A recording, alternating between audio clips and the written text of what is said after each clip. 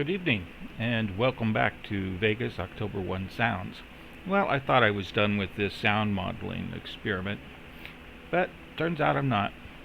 What I did was created a simple model for room 32, 135, and 134, and placed a point source inside their rooms and with the broken windows to see what kind of sound patterns or noise patterns would be emanating from the room.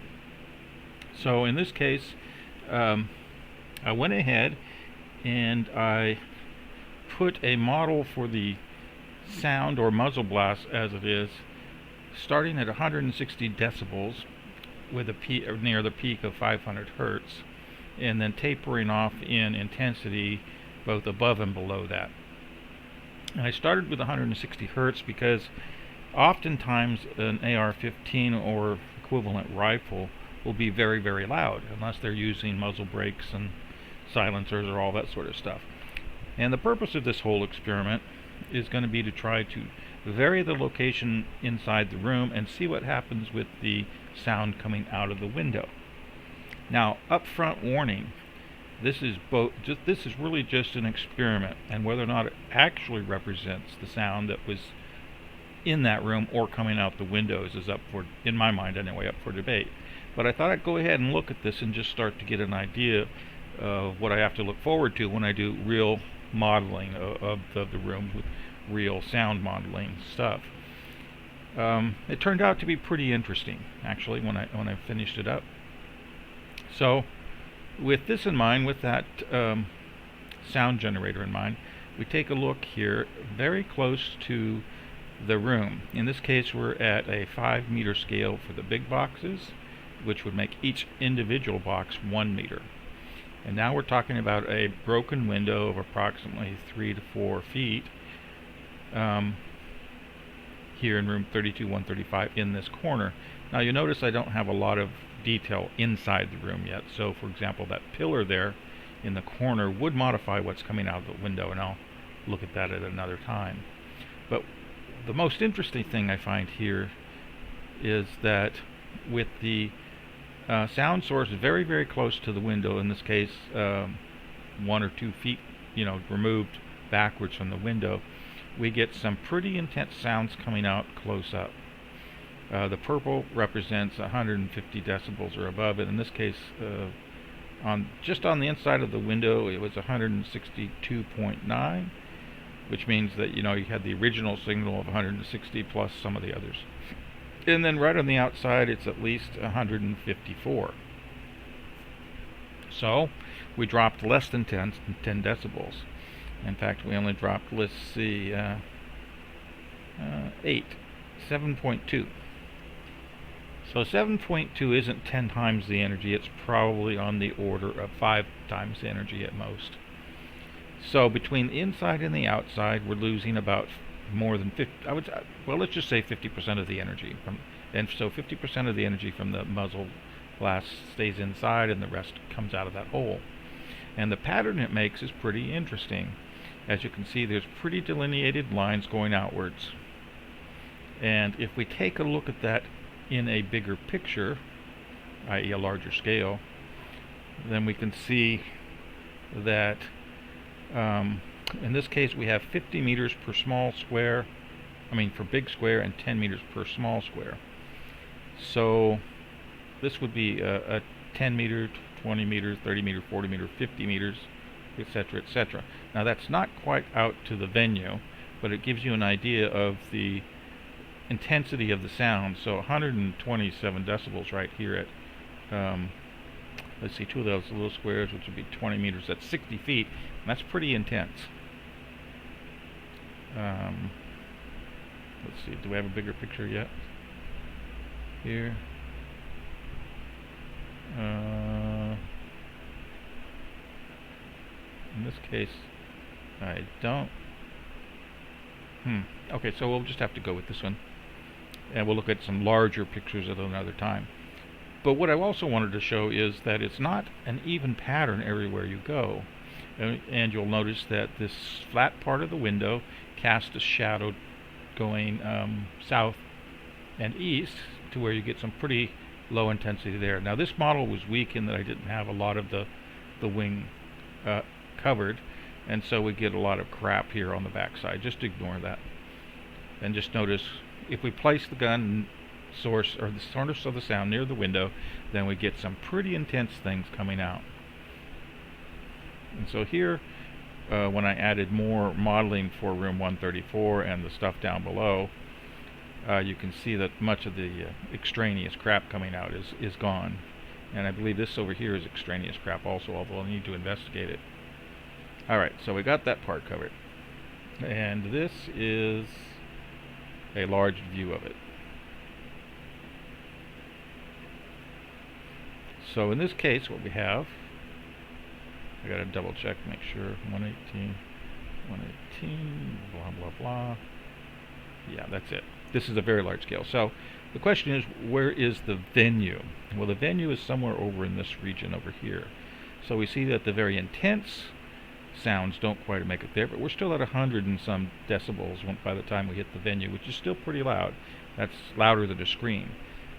So you should be able to hear, if this model is accurate, and it may well not be, these sounds above the scream. But more importantly than the intensity here is how much did we lose going out through the window, and what is the pattern. And as you can see that the pattern is not equally divided. If we were to draw a path where the bullet went, blah, blah, blah, on average, blah, blah, blah, blah, blah, blah, blah, you see that there's more to the north and west than there is to the south and east of the travel path of the bullet, which I find to be interesting. Alright, so what happens if we move the shooter back, say, about 2.5 more feet, or a total of about 1.2 meters, or about 5 feet. So now we're about 5 feet back from the window, and we're not exactly perpendicular to the window. We're more up a little than we are down a little. And we can see now that the pattern is changed. We tend to have a little bit more intense sounds coming out, but not as wide or broad or deep, which I find interesting. So as we go back from this image, you see that as we go back, the pattern of the intense sounds narrows, and they get stronger in the near field. And let's see, these were at the second one over 132, and this one on the second one over, yeah, so they get a little stronger. So let's look at this one then in a large scale. So here we go. So in the previous one we had a lot of things coming in over there. So with it pulling back, we start to narrow the beam of sound somewhat, i.e. it forms a narrower beam. And that's what I would expect.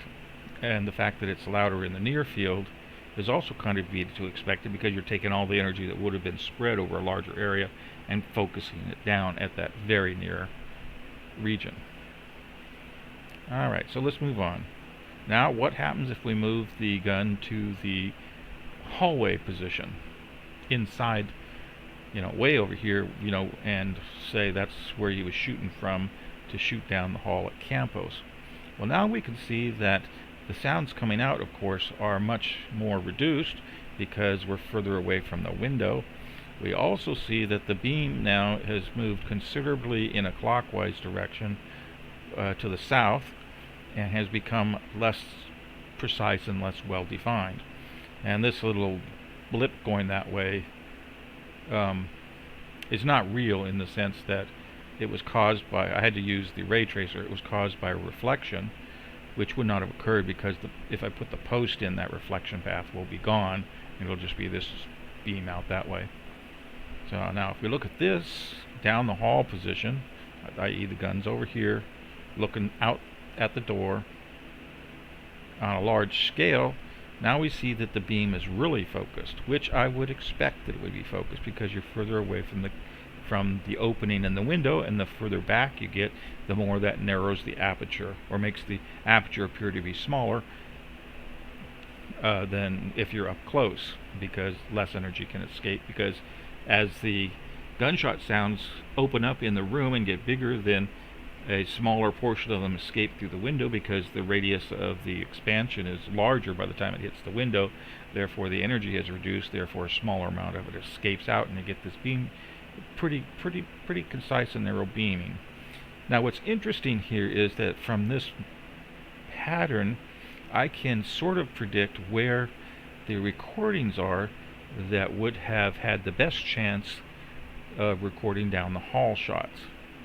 And so if we do that, we can see this is probably, right below the window all the way out to Cop Corner or so, and then beyond that it starts to get kind of tricky. Okay, but over here where the taxi driver was, you can see that there only would be 100 or 98 decibels, which is still kind of loud, but given that they were in the car and everything, you can see why they're so weak. So this would be a good way of predicting where the sounds might be. Which, let's take another example. What if we put the shooter halfway into the room? Not to the bar, but also a ways away from the window. So it's sort of a compromise between down the hall and right at the window. And so we see that, it's a pretty well-defined beam. It's not as loud coming out the window because it's back. The beam is narrowed, but it makes a well-defined beam. And if we look at that on a large scale, we can see that it's pretty well centered as it comes out towards the venue area. And so if the shooter were there, there would be a somewhat well-defined beam. It would be narrower than we have recordings showing, but it would be an interesting model to see if any of the recordings match this, as opposed to, say, this kind of scenario, or even this kind of scenario. Alright, now, where were we? There. It's halfway in. Oh yeah, and then we show the large scale. Now, the other thing we can ask the question, well, what about the situation where you had the accidental discharge by the cop? Well, the cop was, I believe, somewhere over here, just to the east of the bathroom, and able to see the door part. I could be wrong, but that's where I believe he was.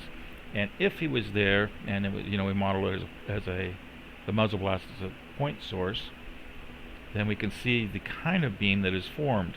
Now you notice in this case that the beam's pretty narrow, because we are both quite a distance away inside the room, and we're not at a straight angle coming out to the broken window. And if we look at that on a large scale, then here we go, it's just kind of like a searchlight beam. Now you notice that this is not necessarily crossing over into the venue proper, and so the best place to look for recordings that could the best path to look for the best recording of those three shots outside of the window would be along this path, and that's not in the venue.